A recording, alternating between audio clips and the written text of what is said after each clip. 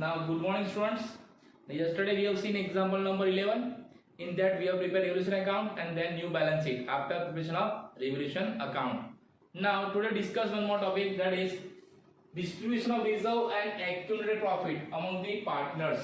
यानी distribution of reserve यानी जब पार्टनरशिप फर्म रिकंस्ट्रक्टेड होती है उस टाइम पे फर्म के अंदर जितनी भी रिजर्व है और जितना भी एक्यूमुलेटेड प्रॉफिट है वो ओल्ड पार्टनर्स के अंदर old profit and loss ratio में डिस्ट्रीब्यूट होता है। अब ये ओल्ड पार्टनर्स में क्यों होता है? क्योंकि ये जितना भी रिजर्व है और जो भी प्रॉफिट है वो कहां से क्रिएट होता है? From the profit, and that profit is distributed among the old partners only.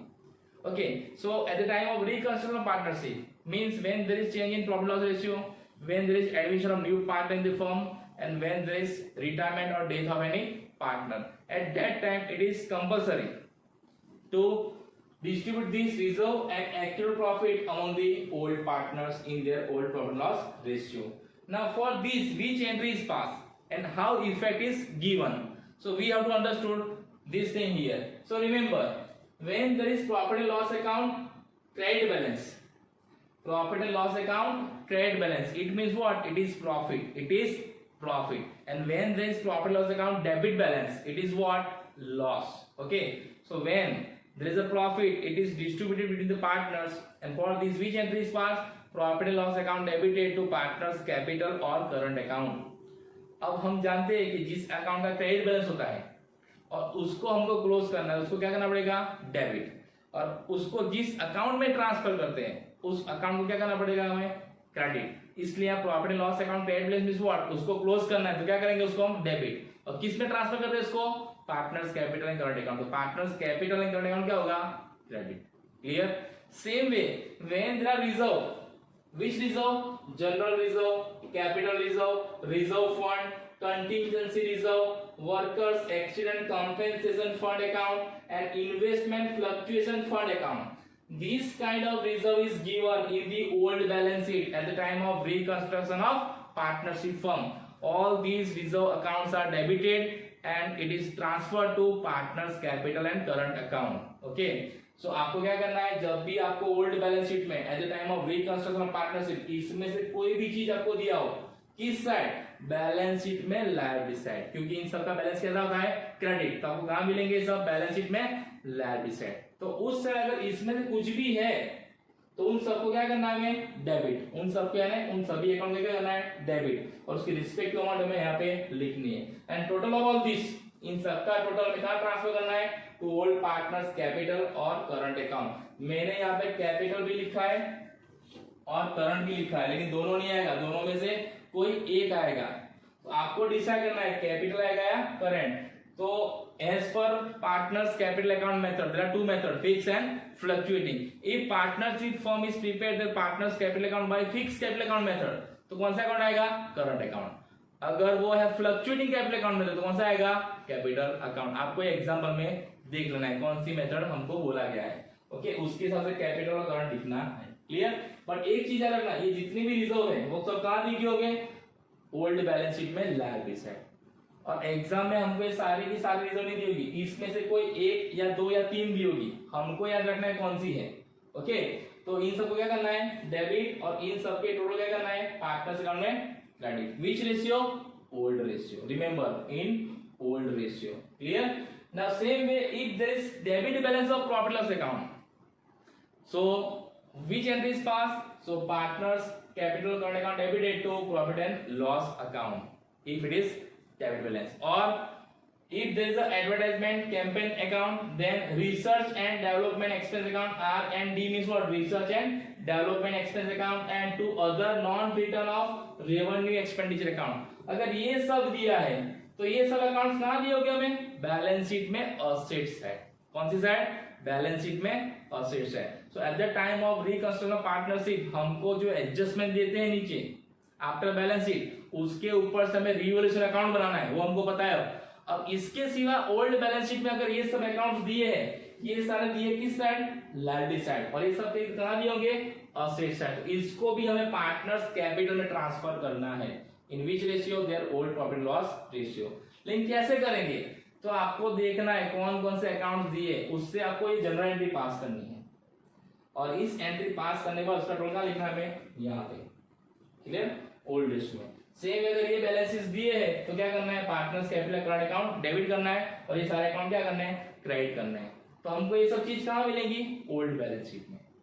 तो हम जब एग्जांपल नंबर 13 एंड 14 करेंगे ना, उस टाइम क्या आपको सिखाऊंगा कि ये सब कैसे करना है। तो आपको पहले आइडेंटिफाई करना है कि कौन कौन सी चीज डिस्ट्रीब्यूट होती है, कौन कौन से रिजर्व होती है, आपको पता होना चाहिए। तो ये भी रिजर्व है जो पार्टनर्स के अंदर क्या होती है, डिस्ट्रीब्यूट होती है। ओके, लेकिन इन सब में याद रखना, वर्कर्स प्रॉफिट शेयरिंग फंड ये एक ऐसा फंड है जो पार्टनर्स के बीच में डिस्ट्रीब्यूट नहीं होता है, लेकिन इसको हम न्यू बैलेंस शीट में एज अ लायबिलिटी दिखाते हैं। कौन सा, वर्कर्स प्रॉफिट शेयरिंग फंड। तो आपको बैलेंस शीट में वर्कर्स प्रॉफिट शेयरिंग फंड दिया है तो उसको इस एंट्री में लिखना नहीं है, उसको पार्टनर्स के अंदर डिस्ट्रीब्यूट नहीं करना है, उसको न्यू बैलेंस शीट में एज अ लायबिलिटी दिखाना है। क्लियर, क्योंकि कई बार ऐसा होता है स्टूडेंट क्या करते हैं, वर्कर्स प्रॉफिट शेयरिंग फंड को भी डिस्ट्रीब्यूट कर देते हैं, तो टोटल आंसर क्या आएगा आपका, गलत। Okay, so this kind of reserves and profit and this kind of losses and expenditures if given in the old balance sheet at the time of reconstruction of partnership, means at the time of admission of partner or retirement or death of partner, we have to give this accounting effect by passing these entries. Okay, now what is general reserve, that you know. What is capital reserve, that also you know. Reserve fund, contingency reserve, workman's accident compensation fund, investment fluctuation fund, है ना, then advertisement campaign, research development, other non-return expenses, these all reserves we learn in learn standard. Okay, if you have any doubt then you can call me and message me. Okay, now illusion number आपकी text में 10 page number 128, open page number 128 in your textbook, illusion number 10. So here Ram and Rahim are the partners of partnership firm, profit and loss sharing ratio between the 4:3, यानी Ram and रहीम दो partners है और उसका profit loss ratio कितना है, 4:3. The following are the balance in the books of the firm as on 31 March 2017. ये सारे firms के बैलेंस है ना, कॉन्स्टिट्यूट पे 31 मार्च 2017. तो profit and loss account debit balance 14,000. तो मैंने आपको बोला है profit and loss account debit balance means what, loss. तो कौन सी एंट्री आएगी, ये वाली की ये वाली, तो this one, old partners capital account debited to profit and loss, आपको पता होना चाहिए. अब यहाँ पे मैंने क्या लिखा है, old partners capital account current account debited, एक ही बार लिखा है, लेकिन जितने पार्टनर्स है उतने अकाउंट आएंगे. तो इसकी एंट्री क्या आएगी, तो सामने वाले पेज पे देखिए फर्स्ट एंट्री क्या दिया है, Ram's capital account debited, Rahim capital account debited to profit and loss account. और राम एंड रहीम में ये जो 14,000 है कैसे डिस्ट्रीब्यूट करने हैं, तो 4:3 में. तो आपको इसका डिस्ट्रीब्यूट नीचे दिया है, देखिए 14,000 को 4:3 में डिवाइड किया, कितना है, राम के भाग में कितना है 8,000 और रहीम के भाग में कितना है 6,000. Clear. Now second, reserve fund, that is how many, 42,000. And workers profit sharing fund, that is 21,000. And workers accident compensation fund, that is also 26,000. Now out of this three, one fund will not be distributed among the partners. Which one? Workers profit sharing fund, इसको distribute करना नहीं है. तो इसके सिवा दो कौन कौन से हैं, so reserve fund that is 42,000 and workers accident compensation fund that is 26,000. इन दोनों का टोटल करेंगे तो कितना आएगा 63,000. Now this 63,000 will be distributed between this partners in which ratio 4:3. So it will be how many, 36,000 and 27,000. And for these which entries pass, these all are what, reserve and fund. So this one, so what is the entry, see entry number 2, reserve fund account debited how many, 42,000 and workers accident compensation fund account debited how many, 21,000. Now total this 63,000 will be distributed between these two partners in which ratio, 4:3. So Ram capital account how many, 36,000 and Rahim capital account how many, 27,000. Clear.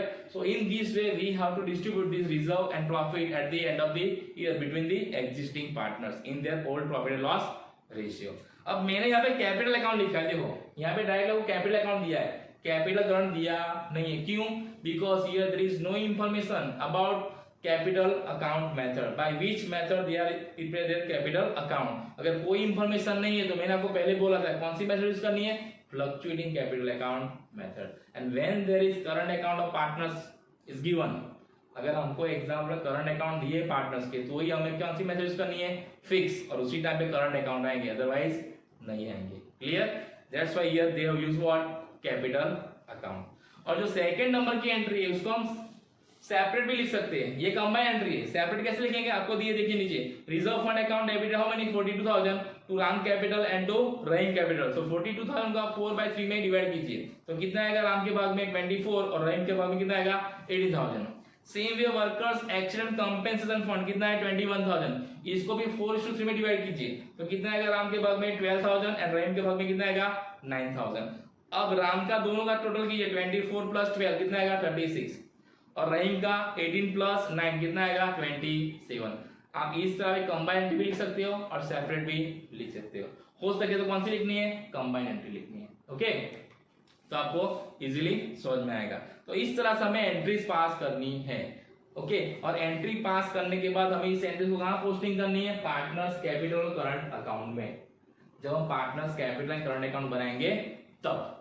Okay, सो अब आपको ये entry लिख देनी है आपकी book के अंदर, ये लिख देना है पहले, फिर ये एंट्रीज और फिर ये entry. Okay okay, now workers profit sharing fund that is not distributed between the partners. तो इसके लिए क्या करना है, तो इसके लिए हमें नॉट लिखनी है। क्या नॉट लिखनी है, तो workers profit sharing fund is the liability of the firm, so it is not distributed between the partners but it will be shown in new balance sheet as a liabilities of the firm. आपको ऐसी not लिख देनी है, कब, workers profit sharing fund दिया है तब। अभी जब एंट्रीज पास करनी हो उस टाइम की बात कर रहा हूं मैं। जब हम न्यू बैलेंस शीट बनाएंगे, जब हम एडमिशन और रिटायरमेंट के सम्स करेंगे, उस टाइम तो न्यू बैलेंस शीट बनाने वाले हैं, तो उसमें हमें वो दिखा देना है। क्लियर। और अब हम जब ये मैंने जो एंट्रीज आपको बताई है ना, ये चैप्टर नंबर 7 में भी आएगी। हमारे लास्ट चैप्टर है ना इस पार्ट 1 में, चैप्टर नंबर 7 में, उसमें भी ये एंट्रीज आती है अलग से 3 मार्क्स में। तो उस टाइम में आपको रिवीजन कराऊंगा इसका, तो आपको अभी याद रखना है। और ये एंट्रीज आपको पता होनी चाहिए चैप्टर नंबर 5 के लिए, चैप्टर नंबर 6 के लिए और चैप्टर नंबर 7 के लिए। और ये एंट्रीज और ये सारी रिजर्व और कौन सी रिजर्व डिस्ट्रीब्यूट नहीं होती है वो भी। क्लियर, ये सब आपको अभी याद रखना है। Okay, so today what we have seen, today we have seen what, distribution of reserve and accumulated profit among the partners. किसके अंदर डिस्ट्रीब्यूट होता है, ओल्ड पार्टनर्स यानी पुराने पार्टनर्स, जिसके शेयर में से सब क्रिएट हुआ है, तो ये इसमें उनको ही शेयर मिलेगा, नए पार्टनर्स को मिलेगा नहीं। Clear, so tomorrow will see that is example number 12 and 13. Okay, so thank you and have a nice day.